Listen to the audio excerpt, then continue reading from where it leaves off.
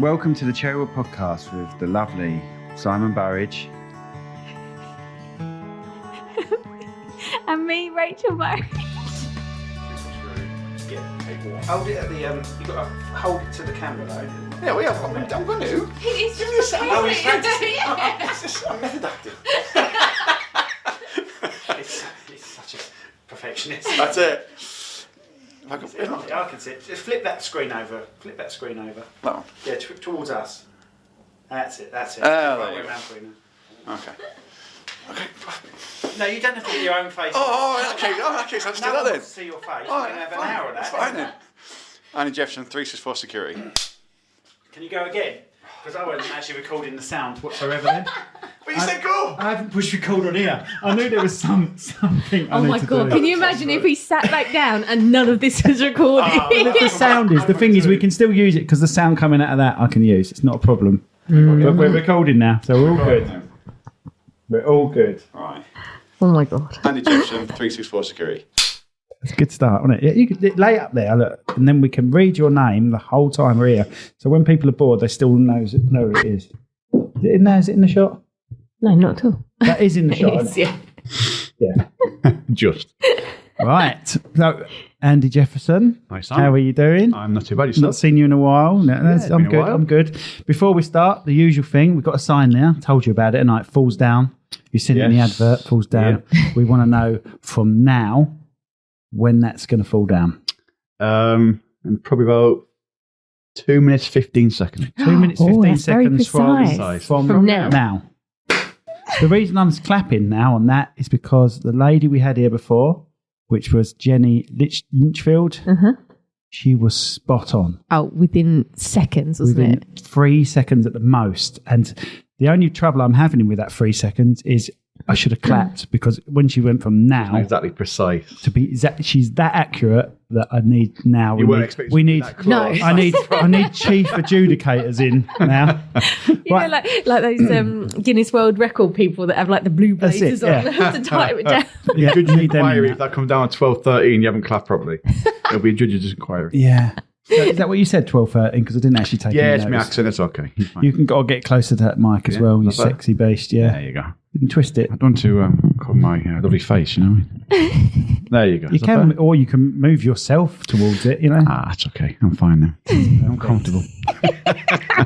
That's the first bit of editing I've got to do is make his sound louder at the first 1 minute. So thanks for that. I can shout if you want me to. I'm northern. Oh, yeah. I'm not That's it. exactly I haven't- quiet. I haven't warned everyone. Apologies in advance, Andy is very northern.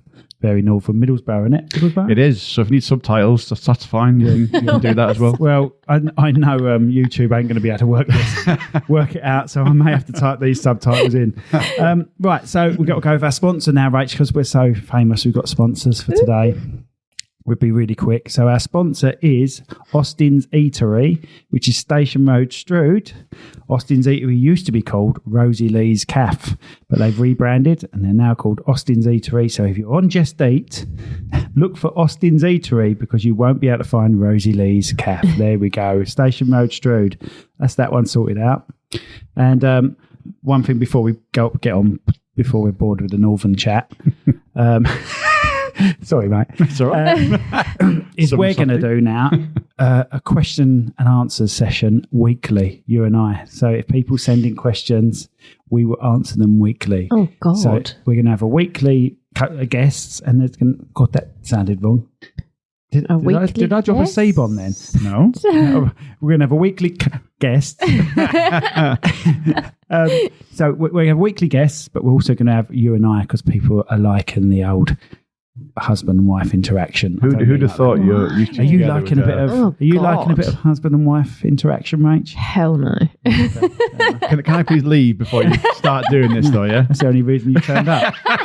Independent witness and all that. Someone's got to film it. Yeah, I was going to say to Bill. Right, okay, that's gone rough. Okay, we're done now. moving So on. yeah, send your questions in to info@cherrypro.co.uk or just find us somehow. You'll find us. Just send us your questions. Anything goes with us, doesn't it, Rach? Oh. Like I said, I'll leave. Let's move. I'll leave. Moving on. So Andy Jefferson of 364 Security. So he'll keep your house and your property secure for every day apart from Christmas Day. That's right. We have one day off. We'll have one day off a year. And that's coming up. So that's, Is it Christmas Day? yeah, well. Or is it pancake We never day? tell the day we have off. Not that silly. so- Criminals will know then, won't they? Just breaking the one day, we won't they? just have to go there, yeah. Okay. So tell us about yourself. Tell us about your company. So we started probably about 2 years ago now. 364 is a company, contractors company, and we decided to make a security department for a number of different reasons. But one was we had machinery on site where we noticed that there wasn't any security on there. So my security background is probably in the past 10 years or so. It's been in the CCTV alarm industry. And I was potentially thinking of going on my own, one-man band, if you like. But 364 offered me the chance to help build a security company within a company already established in the Southeast. So that's where 364 Security came in. And yeah, we've just seemed to have took off, really. We do domestic home security, alarm systems, CCTV, commercial stuff as well, exactly the same thing. But we're trying to push more on the construction industry. Perimeter protection mainly, monitored security, man guarding. This year now, because it's been going quite well, we're now starting to do a lot more of door access and fire stuff as well now. So we are branching out a bit more of what we do. Door accessing. Don't know what that means. Intercom, door entry, so like magnetic locks, touch to access, stuff like that. Intercoms, where like a block of flats, for argument's sake, you have 3 or 4 video phones in the property, so we can put all that in as well. So yeah, any kind of door entry systems that you find in commercial buildings, really. Brilliant. Okay, so you've been branching. with 3644? Probably two and a half now, 2.5 years, I reckon now. Right. So yeah, so I when COVID hit, I was at another company, got made redundant due to a few ongoing stuff within the company itself. Quite a few got made redundant, unfortunately. And yeah, I just spent a bit of time deciding what I was going to do, whether I was going to continue in the industry, whether I was going to continue doing something else. But I thought security is what I know, so I thought, why not continue doing it? So it was just a process of whether I wanted to be on my own or whether I wanted to go with someone. So 364 gave me an opportunity, and it went from there. And how far do you reach out? So you're based in... We're based in Kent. We're based in Chatham, obviously in Medway. Yeah. But we literally go all over the country. We've personally had installs over in Wales. We've had stuff up in the Midlands. I suppose they send you up that past Luton. Yeah, I can translate. Past Watford. Yeah. Watford, not Luton. Watford. Anything north of which is a bridge for you guys. Isn't it? Yeah. Well, send Andy, you'd be able to communicate. No, but we literally, I mean, it's not cliche, but you go where the work is. And we have companies who specialise in the south and southeast, but if they say, Andy, would you mind doing a job in Norwich? Then we'll go to Norwich. It's all client-based, and they drive us, and if they say, can you go here, can you go there, then we're not going to say no. It's just a case of, as long as it's financially viable to go places, then we'll do it. So we ain't got a problem going anywhere, really. Brilliant. Nice. Right, now the question, go on, Rach. I was going to say, so your background is, you've been in security before? Or? Well, yeah, obviously, being from Middlesbrough, obviously not from these parts. So left Middlesbrough, 15, 16-year-old, joined the military, joined the army, came down south. Thank you for your service. Yeah, thank you, all that patriotic stuff. Yeah, fantastic. I only say that to him because I know he hates it. Yeah, it's a very not so thing. Especially the Americans, they hate the Americans. As soon as you see, if you talk to an American or Canadian, the first thing they say is, "Thank you for your service, sir," and apologies for the accent. I can't do the accents, but they literally every 2 seconds is, "Thank you for your service." I'm like, why? I did it because I wanted to do it. I didn't do it because I wanted you to say thank you for it. Yeah. So apologies to all Canadians and we know what you mean by it. Or every other accent. And it is very nice. No, I'm not apologising for the accent. I'm apologising for you slagging them off for actually thanking you for risking your life. That's what I'm apologising for, because it's meant in obviously the highest respect. Obviously, I but I know understand that. as a northerner, I know where you're coming. Black is black, white is white, which Correct. is just like the curtains behind you, really. Yeah. But, I mean, we wouldn't go over to anyone that we meet over there and say, thank you for your service, would we? That's what I mean. I've never been in London. I've never found a company who went up to me and went, "Thank you for your service, mate." And just, you just again. I've made toilet rolls for 33 years. I've never had anyone come up to me and say, thank you for my clean arse. Exactly. Yes. Why didn't you make 4-ply rather than 5-ply? You know. Exactly. Yeah.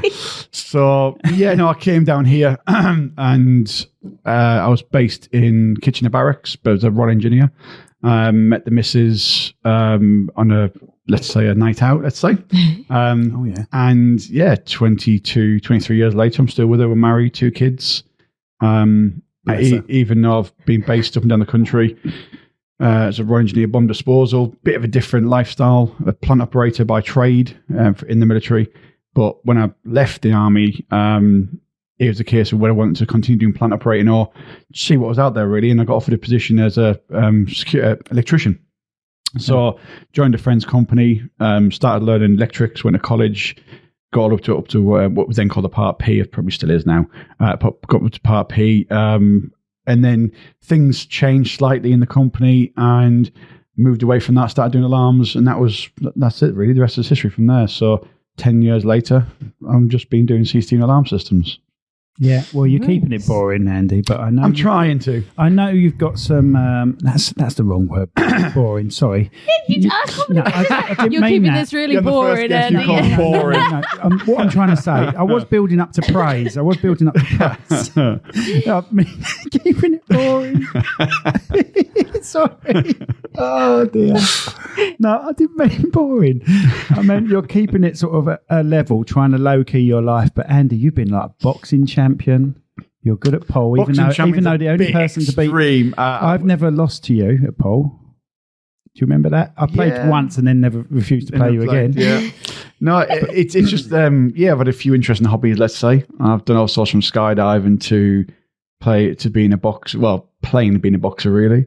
I used to box for EBO. So it's what's EBO stand for? English Boxing Association. Oh, right, okay. It was done by a very good friend of mine, Billy Harmer. Right. And I was his novice heavyweight champ for just before COVID. And then when COVID happened, I was meant to defend the title. Unfortunately, I had a medical thing going, which I couldn't defend the title at that time. And then after the title was relinquished, I offered to go and regain my title.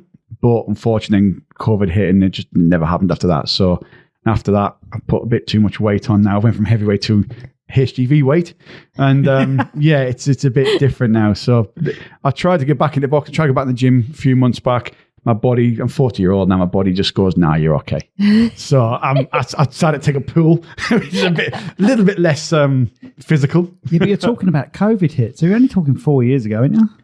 But it's amazing how much you can put on physically in 4 years. Your body, I've spent training camps 6-8 weeks at a time, training two, 3 times a day. Wow. It just takes out on your soul. How did you get the time to do that? It's amateur boxing, isn't it? It's amateur boxing, but you've got to take it serious. It's one of them where a lot of people say the same thing. I have a lot of respect for anyone who gets in the ring. Because you are, no matter what skill level you are, you have to sign a waiver saying to people that if you do technically die in the ring, it's your own fault. So you do have to know you don't play boxing.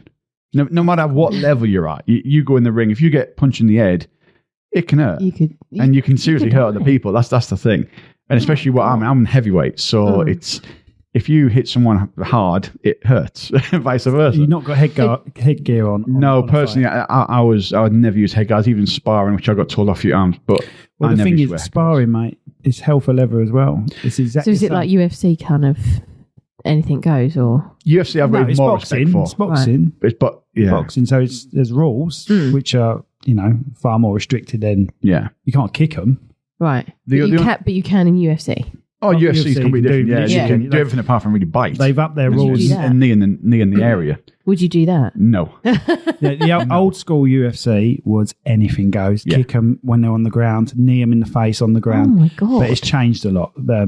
They've got to have their hands off the floor and stuff like that. Yeah, you've got to be in control of your body all the time, and things like that. And as soon as someone looks as though they're physically hurt, they get Ref stopped. jumps Stopped. in. Right. So, So UFC is a lot more protected than it Oh, used God, to be. yeah. You look Right. at the old ones; they were just and the horrific. fitness levels. I mean, in boxing, you have like what we call 3 levels of fitness. You have like training fitness, you have sparring fitness, and you have fighting fitness. So once you've reached what level you think you're at, the next level up. That was longer than 2 minutes. I must admit. That might not be far off. I don't know. It's definitely longer than that. 2:15. Look, or something, yeah. What did you say? 2:15. 2 minutes. Yeah. Oh no, you're well off. You're well That's off. what I'm saying. Not 2 hours, 15 minutes. In my head, you said 13, but I think it was the 13 seconds. Ah, I might even have that bit wrong. Yeah. 2 minutes. Oh no, you're off. Oh, you're really Miles, close. yeah. No, And you're once not. again, well, it moved the chicken, but I just don't think we're going to get a noise out of that chicken. I may have to lie and just put a noise in over the top or I something. was doing the falls, editing noise in. Yeah. Okay. Oh, So, yeah, pass going- that. I usually stick that up here now. Not the chicken. Oh, sorry. Yeah. Oh, yeah, you are unfit. Oh, yeah. Look at that. Thank you. That's right. So going back to your boxing, Yeah. have you ever had like a serious injury from it, or anything like I've had that, broken or- eye sockets, broken knuckles. I had a good friend, still got a good friend, a guy called Aaron, and we were sparring. He's a little bit lighter than me, so it's one of those where I was taking it a bit easy with him and vice versa. And as I went to throw the punch, he basically headbutted my punch, which didn't help. And being silly, I didn't really wrap my hands correctly, properly, and next thing I know, I've broke my hand knuckle on his head. Oh, So he's got a head of a granite. Oh, so he was a very good God. boxer. But no, I fought at Moore Park in Maidstone. Fought a very big, very experienced heavyweight at very short notice as well. And in I think the second or third round, he caught me with a shot. Luckily, didn't put me down, didn't phase me at all. But it wasn't until after the fight that I've looked in the mirror and my eye socket completely gone. oh. God. Is it your so- left one? Yeah. Now I look. Yeah. Stop staring at him. in my lovely face. That's why I've been beaten up a few I times. don't know why I think it's your left one. Yeah. Yeah, I don't His know. left or your I'm left? staring too long into his eyes. That's it. That's my eyes are up here, by the So way. what's your- Oh, that eye. yeah. So, what's your record? Are you undefeated? No, I had 10 fights. Yeah. Won 8, lost 2 on points. Oh, right. Oh. So Okay. 6 knockouts. So it's decent score for heavyweight. Luckily enough, touch wood, I never got knocked out. Never touch a canvas in actual fighting. But yeah, it takes its toll. Like I say, once you've been hit in the head a few times, it starts to stop being nice and funny, and then it becomes a bit Too much, Yeah. innit? Yeah. So yeah, but no, I've had some fantastic. Even I learned more from the fights I drew and lost with than I ever did the winning fights, because you learn from them more. Yeah. What's your opinion on Fury against the UFC guy? I can't remember his name. How do I pronounce his name? Do you know it? The Prime guy. No. Oh. Tyson Fury against the UFC guy. Fury won Yeah. on points, but it was very tight. A lot of people are saying that the other guy won it. I don't think, personally, I think Fury did win on points. That's my... I am. I do like Fury a lot. I like his style, I like the way he is. Personally, I think he did just edge it. Yeah. I mean, did just edge it. Just. There's a few people in the understanding the way if you want to beat the champ, you have to beat the champ. It's not a case of tapping and moving away and winning by a couple of points and praying that's enough. If you go in, okay, it wasn't the champ's backyard because of where it was, but if you want to take the champ on, then you've got to destroy the champ to be proven that you've won. Because at the end of the day, when you're classed as an away fighter, you're going in there a round or two behind before you walk in the ring. It's just life. That's boxing it. life. Yeah. So if you go in a champ's backyard, you've got to. Well, that's the same Sure as you him can win. against Wilder, isn't it? On the first fight, he won. Yeah. He won that fight. He won that Yeah, fight exactly. against Wilder, Yeah, but because Wilder was 100%. already the champ. Yeah, he never lost once to Wilder. No, not he once. never lost. No, never But lost. he got And the he draw, was not the fittest on that first fight either. No. He's just far better No. boxer. Same as Usyk. I thought Usyk lost personally. Well, I thought what everyone called a low blow wasn't, Who to? in my opinion. Oh, that last one I didn't see it. Yeah, it was Danny Dubois, wasn't it? Was it divorce? Yeah, I think it was. Yeah. Who caught him in the midriff when there's a lot of talk about, was it too low? Was it too high? Was it smack bang on? Personally, I think his waist was about the right place for hit someone there. And for him to go down the way he did, he caught him in the midriff. So technically, I think he lost. But he's the champ, so the champ gets a bit of extra special treatment. A bit low blow, and then he continues, and then that's it, he quit in a stool because you knew you couldn't beat him then. So that's personal opinion. Everyone's going to have their own opinion on that. Yeah, I don't think he'll stand a chance against Fury. Is he going against Fury? Yeah. Eventually. Eventually. Next year, isn't it? Is it January? Potentially. Because he said December, didn't he? And then he said December, but then he put it off, didn't he? Yes, get that mic near your mouth. Sorry, I forgot. Because every time you don't, I'm on there editing it. I just want this to be as simple as possible, Rach. Just stop. Either that or leave, Rachel. Okay. No, don't go. This podcast won't be the same without you, apparently. Anyway, so going back to your training and everything like that then, did they make you, did you have to stick to like a certain routine and then like eat certain things? Yeah. Well, no one makes you do it because obviously it's not in the pro game. It's just down to personal opinion. I mean, when I first took up boxing, I was almost 21 stone. And I went from that down to 16 in about 6 months. So it was a case of you cut out the bad stuff. Yeah. You stop drinking. When I was drinking, I wouldn't say alcoholic. I wouldn't go as far as that, but I could drink, unfortunately. 3 things the military teach you: how to run, drink, and shoot. That's my personal opinion. And I was good at 2 of them. and I definitely the running, the shooting and drinking. The running, I hated running. So. Without going into too much military stuff, because I know you don't really want to, is that a coping mechanism, do you think? Drinking. For what you've experienced? To probably some people. Like I said, I would never, ever go down the route of saying alcoholism or PTSD personally for me. I know it exists for other people. So some people use it possibly to, as a coping mechanism, potentially. But for me personally, everyone's different. And for me, it's a case of I signed the dotted line. I know what I was getting into. I joined the army. That's in my head. That's what I did.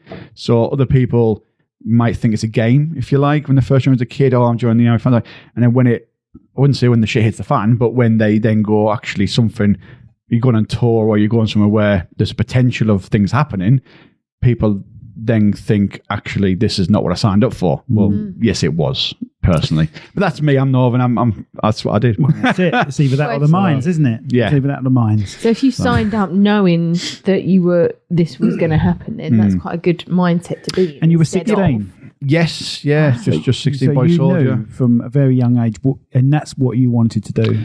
Yeah, there's a few elements, the reasons behind why I joined up, let's say, that I won't go into personally, but I needed to get away from the Northeast. Not for like criminal reasons, nothing like that. I just thought it would be the best thing for me to get away from the Northeast. Are you a Middlesbrough fan?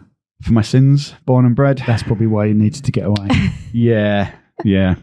But I've been up there actually. I've been to away games up there, and do you know what? A nice bunch, the old Borough fans. I've took a lot of friends from down south up there, and they all have.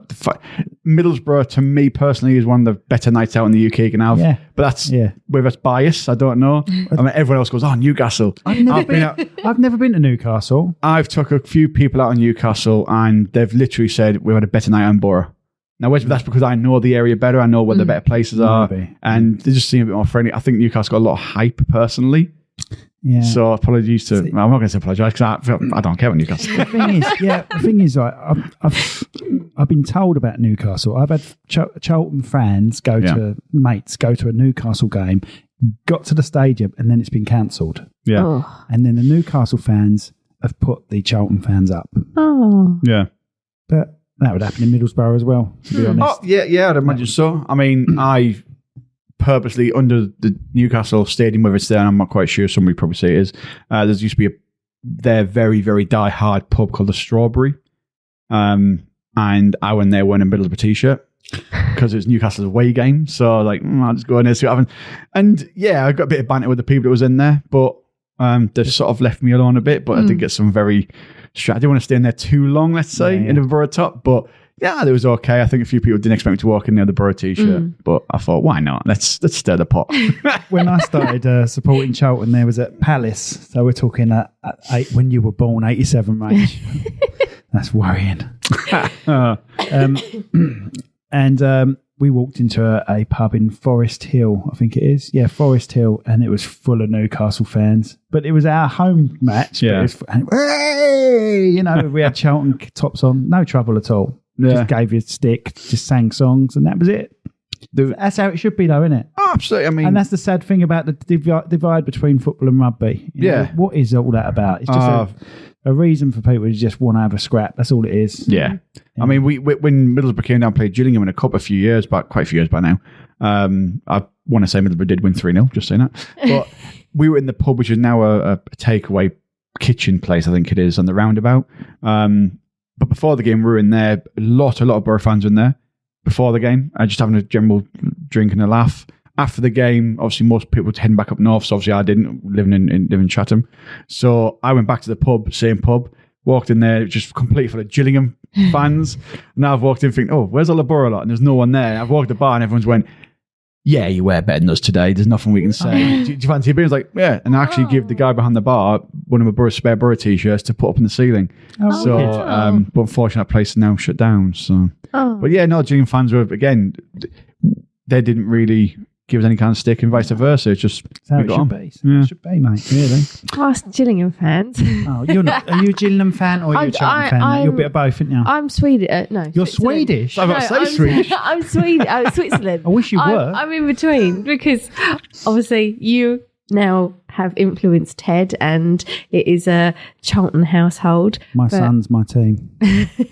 But I was always growing up to obviously support Gills, go to Gills. I worked at Gills. So it's a bit like, so I'm Switzerland. So I'm in the middle. I don't mind going to see Gills. I go with your dad every now and then to see him. I've sat at the home end watching Charlton game. Yeah. And every time they score, they were like, son sitting on our hand. You can't sit down. Yeah, but they done done. They done us in the FA Cup, didn't they? Just now, so I can't say too much. Charlton are in a bit of a weird situation at the moment.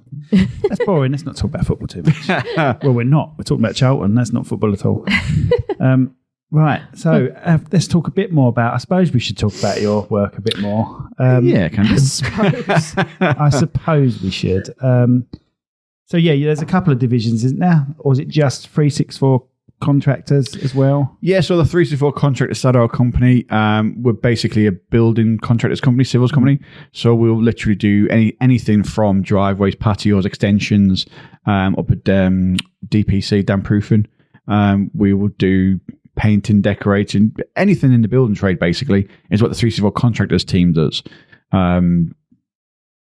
And yeah, they've been doing that now successfully for probably 5-6 years, if not longer now. So you've got Darren Harold and Billy Harmer, who are the managing directors of 364. And we've got 3-4 gangs out doing the bits and pieces, the work and stuff.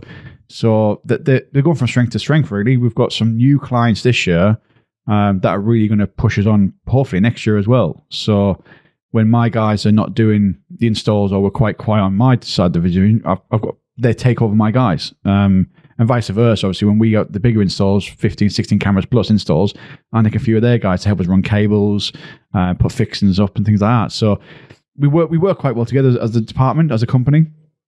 But yeah, Billy and Darren, they've really worked hard to get the company where it is now. To a state now where, going back to football, we've now taken over the sponsorship of Chatham Football Club. So I wouldn't say take over, sorry, that's a bit extreme. That's a bit extreme. That's successful. They've taken over. We're taking over. No, honestly, I did the photo shoot for you on the day. That's right. Yeah, you did, yeah. And I've done a video for you, promotional video. That's for right, 364, which good day. Enjoyed that. Yeah. What was I going to say? It's a really nice ground. I was really impressed with their ground. They're going places. Yeah, definitely. I mean, they've gone from nearly nothing, if you like, to a club that's gone place. They want to be a proper league team in the next 5-6 years, I think. So they smashed the Eastman League last year. This year, I think that's currently, as this is going out, they're second in the league. And yeah, they're going quite nicely. They've got a couple of decent players where are either like ex-top pros or they're on the way up to being pros, like the really good pros. So yeah, they're doing quite well, and to have our name alongside some of them as well, which is good. You got your names by the dugouts, and so when they're on telly, they're by that's it. So when you see the manager ranting and raving, you see 364 security behind them. Do you feel you've benefited from that? Have you got any way of gauging that? It's very difficult. I mean, it's things like there's bigger names for security companies out there which people have heard of. Like say we also do like doorbells, installations, things like that as well. Again, I'm not going to name the name, but everyone heard of the company who does doorbells. So it's brand recognition. That's all we're really after at the moment. So we want people to think, oh, if you've heard of a family or friend who's had a break-in, for argument's sake, I'll get into a 364. And that's the name that we want people to start using, rather than some of the other bigger names who are going to, quite frankly, rip people off. There's been a lot of things, especially past few months, about one company in particular, let's say, who are, I'm sure they are doing things not quite right. So, and it's been on BBC One, for argument's sake, and Watchdog, they did a hidden camera thing about the sales techniques and what they were doing. And yeah, we just, it gives the industry a bit of a bad name. And people want to then go cheap and cheerful. Oh, they ring you up and go, oh, I've looked at Amazon, I've looked at, my friends give me this camera, can you put it up? No, I'm sorry. We're a professional installation company who give you proper advice and give you the best solution for you, rather than what they want to sell you. What's not on what a company's not selling at the moment in the warehouse. Oh, we'll sell a lot of that this week. Yeah. No, we've come and find out what you want. And then we store what you want, what your budget is, what you want. I mean, we literally go for anything from low-end spec up to thousands of pounds for cameras. So it's literally finding that level of what the customer wants and then providing that service, which within 364 in general, not just my department in the construction side, our level of service is what we pride ourselves on. Because at the end of the day, if I've literally had phone calls from elderly people, for argument's sake, who said, would I mind putting one camera up? Well, absolutely, not a problem at all. And they go, oh, well, this other company there were trying to give me this, trying to give me that, trying to sell me this. I'm like, no, I'll happily do that if you need it. But if you only need one camera and you only want one camera, we put one camera up. And from that one job, we did her sons, we did her cousins and nephews, and one job becomes 3 or 4 that this other company could have easily had if they'd have walked in and listened to the customer. Yeah, absolutely. So that's where we pride ourselves, really. That's good. We do a similar thing. It's been mentioned before, isn't it? When we film a wedding, we let the kids have a cheaper an older camera. We let them. Great idea. We let them play around with it. We let them film people. Yeah. And then the interaction with them and the family is amazing anyway. Yeah. You know, we had one go around interviewing people, didn't we? Yeah. But the weddings we got from that one family, just because we did that little act, that good deed, What, you know, 3 weddings, I think. 4, I think we had 4 weddings from that one little deed that we did. Yeah, I completely understand. I mean, we do the farmers market. It's something which is a bit niche. Obviously, farmers market's more food and drink and what goes in the local produce, if you like. But they offered us a chance to be a bit different and just get, again, brand recognition. So we have a stall there, the farmers market Aylesford every month. So come down and see us, come and say hi, meet the team. And yeah, we have a setup there where there's a camera looking out into the general public area. It's not recorded, nothing like that, but it does, when people walk past it, it triggers the camera. It makes a sound, lights flash and things like that. So the kids, we put the mouse out, kids can literally highlight the face, they can scroll in, they can scroll out. Okay, it's a CCTV system, but kids find it fascinating just to see flashing lights, draws attention. We've got a lovely little face board that people stand beside and take pictures, like if at the beach type of thing. It's it's all about just getting brand recognition. People see you. We've had quite a few installs from that, and especially people going past the following month, going, I was meant to ring you, I was meant to speak to you, because I've seen you again.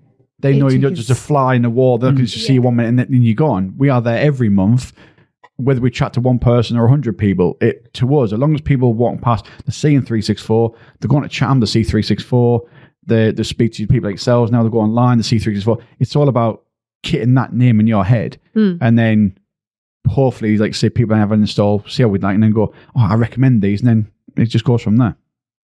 Oh, brilliant. It's the branding that does it, right? So as soon as anyone, do you do any other marketing We obviously have like flyers and email stuff that goes out, but it's difficult because it's a fine line of, do you want to be that doorstep flyer person who wants to, and you get people putting the little signs window saying no cold callers and things like that. Yeah. And again, it's like, where do you get your clients from if you're not putting leaflets through people's doors? So things like this is fantastic platform for ourselves to try and speak to people and say, get to know us if you like. Like I say, the amount of advice I just give, whether people listen to it is beside the point. Whether people still go to the companies that everyone's heard of, beside the point.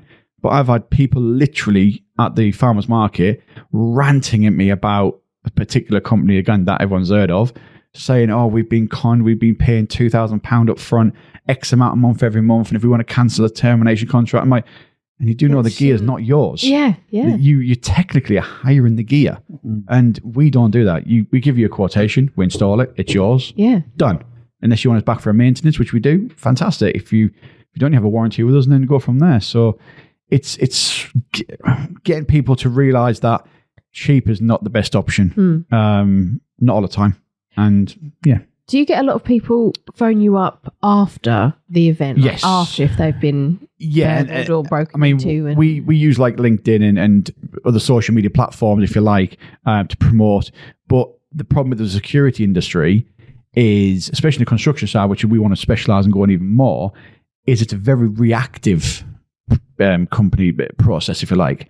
You give someone a quotation, they'll go, oh no, I don't know. I don't know if we can budget for that at the moment. Yeah. And you go, okay, not a problem.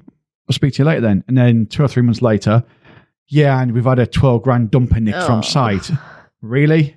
So the whole of my contract wouldn't have even been that. Yeah. And that's a 3 or 4 year contract. Yeah. And they go, yeah, we need now security. What, now monitor protection? Yeah, monitor protection. So fruit on the phone, the apps, the monitoring stations, the call out patrol company. But it's now, when the horse is bolted, it's well, you're not going to get a 12 grand machine back now. Yeah. That's it. So they're having to pay out for that and now your stuff as well. I mean, luckily, one of our new clients, he saw the benefit of our system because they had a break-in, which we caught on camera. The monitoring station spoke to one over the camera. You can see him physically on the video, look up at the camera and go like, oh, what's all this about? Because they were actually talking to him. They then obviously left site, stole a chipper machine. But by the time he'd hooked a chipper machine to his vehicle and drove out the front gate, the police were there.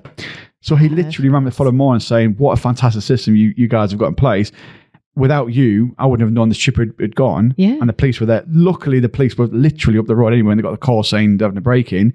But he literally said we don't know the value of your system until we have a break-in. Use it, yeah, of course. Because obviously, otherwise, it's just inferior, just a big expense to have a security system. But that's what's there for deterrence. So. Because these sites tell you what they've had nicked, but there's so much equipment on site. I bet they don't even know half of what's been nicked. I mean, fuel is one other big one. Fuel, which when we did our video, that's right, one of the highlights of our video that we did with you guys was the red diesel's now stopped. It's now white diesel, and obviously white diesel is everyone cars. Yeah. So. Yeah. That didn't help the construction industry, let's say, from changing from red to white. Again, politics, I don't understand what all that was about, but it's made fuel theft on site probably one of the biggest problems. So when we do our surveys, it's a case of, right, where's your stores area? Where's your diesel area? Where do you park your machines at night? Because, okay, they might have something a little bit more away from the compound, just easy to get and break it, but they're probably going to steal next to nothing from them. It's the stores, it's the plant, it's the machinery. I mean, a broken fuel cap on a machine, to the person who's doing it, they couldn't care less, but it's £100, £200 to fix a fuel cap. So, and that's before they take the fuel out. So yeah, it's more of what they can potentially take from a site, which is easy to get hold of for them, which we protect really. So. Brilliant. And do you think our video has benefited your company? Oh, absolutely. I've seen the video. I've literally had emails saying, your video, we've seen what you do.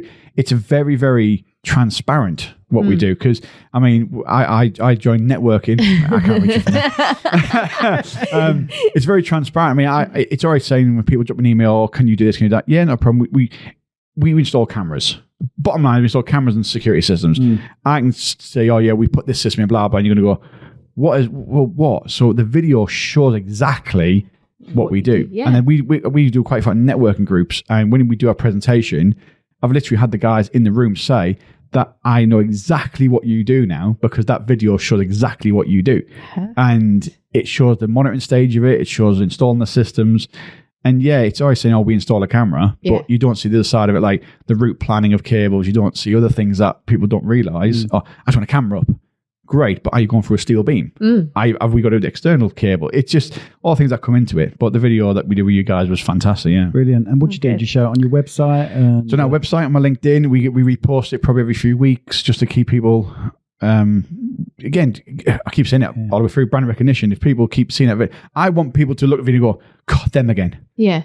Because if they go on them again, they know us. They know. And they've heard of us. Yeah. If they go, I've never seen that video, then great, they watch it. If they go, I don't need to see a video, scroll past it because they've seen the video. Fantastic. So I'd rather people... But when you're on social media and you're scrolling through, what do you stop at? You stop at, you stop at videos. the videos. Yeah. Anything visual catches your eye. And that's where we come in, ladies and gentlemen. If you need a video. That's why we're getting you back to do more stuff for us as well. That's it, yeah. Oh, I'm gutted about the banger racing. So they want us We to need to film confirm the banger dates, racing. but yeah, we're going to get Looks you guys like we've to come got a do wedding some on the stuff. same day as the banger racing. Is that? I know. That's in And May. I phoned up the couple. They won't change the wedding date. Well, No, you didn't. Bang out of order. No pun intended. Yeah. So yeah, we're going to film a banger racing weekend for you, and because we got the podcast now, we could have gone up there and done a podcast up there and interviewed them. It'd have been a laugh, wouldn't it? Yeah, Oh, yeah. damn Our MDs are having a little treat for themselves, let's say. So they've got a couple of cars. One of them hasn't done racing for quite a while, So they're actually racing. they're actually physically racing themselves. Oh my yes. God. Darren and Bill have got themselves, I think, 2 Rolls Royces, I do believe. Really?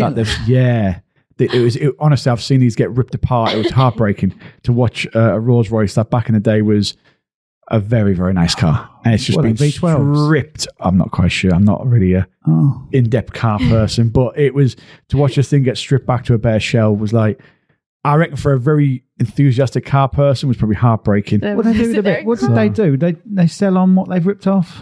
Scrap, get rid of it. Man. Yeah, it's just completely. It's literally back to the exact shell, and then built up with a Steel body cage inside. Then just go out and trash it. You're not racing. No, not this one. And potentially going forward, I might do a couple of races for them. But this was their thing, and they want to do it. So fair play to them. They've got a bit of guts to drive around. I do worry about one of the directors, but I'm not going to say which one. I do hope he. And you got no information on this that you can tell anyone about where it is at least. At the moment, no. Probably by the time this comes out, I'll be able to put a little link about when it is and link it to it. So we do believe it's in April, May, and one of the weekends in April and May. But whereabouts? I'm not quite sure. You did tell me a location. I'm not 100%, but I will confirm back to you. Okay, brilliant. Excellent. Is that all we need from you? Anything else you need to say? No, thanks for giving us the invite to come and have a chat with you guys. Yeah, and there's obviously more stories we get out of you, but usually when you're drunk. Maybe later. When the camera's off. That's it. Podcast You've been part 2. very sensible. And I've had poker nights with you, which you arranged for someone to bring shots around every 15 minutes, which Oh my God. my brain and bank account has never forgiven you for. Yeah. And we won't go into why there was a guy standing on his head in the toilet trying to get something out of his throat. That was we won't go that into was that. innocent. That was innocence. He had rice stuck in his throat. Who was that in the end? I can't say who remember. it was. We can't name We don't names. want to name. Don't want to name. Don't want to embarrass the guy, but he knows who he is. Not from the electrical company. Yeah, it's an electrical. He's an electrician. So Yes. Yes. that says it all. He's got rice stuck down his throat, and regulars were coming in. Regulars? From the pool club. Oh, I thought you went to the toilet. We played poker. We had a nice poker, well-arranged poker night. It's brilliant. They did us food and everything at a pool club in Chatham. And regulars were coming into the toilet and finding us holding this guy upside down, trying to shake rice out of his throat. And we're all drunk. It took an hour. It took an hour, though, didn't it? Yeah, It finally got cleared. Yeah. It took an hour. And he was like, I can't. It's just there. It sounded like he had one of those voice box things on, didn't it? It was a And very we were trying to help him, night. but So no one did the Heimlich or anything? Oh, they We tried tried. it We all. tried We tried it everything. all. He was jumping up and down for 10, 15 minutes like a kangaroo. But we were so pissed. We were pissed that we were trying to help him and laughing at him at the same time. Yeah. Brilliant. It was good. Well worth. Good night. Yeah. Well, we've been out for Christmas before, and again, the shots came around then, and it was like the pink ones or the green ones. And it was what? And It's all that the was his fault. rainbows. Yes, it was him, wasn't it? My fault. Back to being an alcoholic again, isn't it? Just love getting the Southerners pissed. That's all it is. That's it. Watching you guys crawl around everywhere. Right, got any details? 365 emails, that sort of thing. 365? Oh, 36. Sorry, that's the company it works Back at to extra church, day. there one. I do forgive me. Yeah. So again, Andy Jefferson on LinkedIn. All our details are on there. We've got a website, www.364contractors.co.uk. And that's pretty much it. I mean, everything else on our Facebook pages, on our LinkedIn pages. You see what we're up to, what we're doing, and we regularly post on there. So you see, I mean, last thing we posted literally yesterday was we did a fire install for a company in London.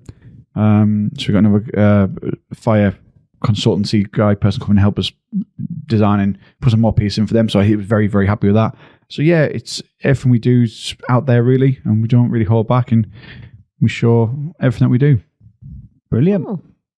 Great having you. Nice to see you again. And you, sir. Yeah, old Northern mate. We share the same birthday. Yes, and Just Hulk so you Hogan know. as well. Yes, the same as Joe Rogan, same as Hulk Hogan. Child You know, a wrestler just like us, hard men just like us, Andy. And, like you. Us? Like you. Yeah, just like us. Us? And also He's sitting a there in his podcast. Pink He just puffed t-shirt. himself out. Pink. And also a podcast For people legend not like watching, he Joe just puffed Rogan. himself out. So yeah. Yeah, This is just a roast for Simon. I'm trying to praise up the mighty Joe Rogan for his podcast and the fact that he's lucky to have the same birthday as us too. And That's Hulk it. Hogan. Yeah. Ooh, brother. just a few years behind you though, somewhere. Right? Yeah. What are you 10 years behind me? Aren't you? Yeah, What are you, 39? I'm 27 plus that. Get out of it. No, 40-year-old this year. I was 40 this year. So, it was my Oh, big so one you're this year. 9 years 9 behind. years. Yes. Exactly. Getting old, unfortunately. That's weird though, isn't it? You know, you see someone in the street and you think, oh, I'm not sure about that person. But if he's either got the same first name as you or the same birthday, you're automatically best friends, aren't you? It's sad, isn't it? It's sad. So let's go back. He could go badger baiting for all we know, this person. But if he's got the same first name and birthday. Right, so let's go back to the start of that sentence. You see a guy and you're not sure. So is that how you felt when you Oh, met? he couldn't stand me. He couldn't understand the word I said. He Mate. just didn't get Look at on. him. Look at him. You're not going to warm to him. You walk across the street from me, don't you, normally? You're not going to warm to him unless you've got the same birthday or the same first name. You know, that's why Hitler's got no mates. Do you know anyone else called Hitler? There you go. And he's dead. That took a very different swing, didn't it? Blimey. And on that note, Anyway, so that's it. We're done, mate. Thank you very Lovely. much. No, thanks for having me. Enjoyed that. And like I say, we're going to do a question and answer session, Rach, which you didn't know God, about. I didn't know. This is You've the been first stuck I've in heard. London all night, just rolled in. So yeah, we're going to do that. And sponsors again are Austin's Eatery, which AKA. used to be Rosie Lee's Cafe on Station Road, Strood. Thanks very much. Do you want to say something before we go? Bye. Yeah, that'll do. Brilliant. Thank you. No worries. Enjoy it.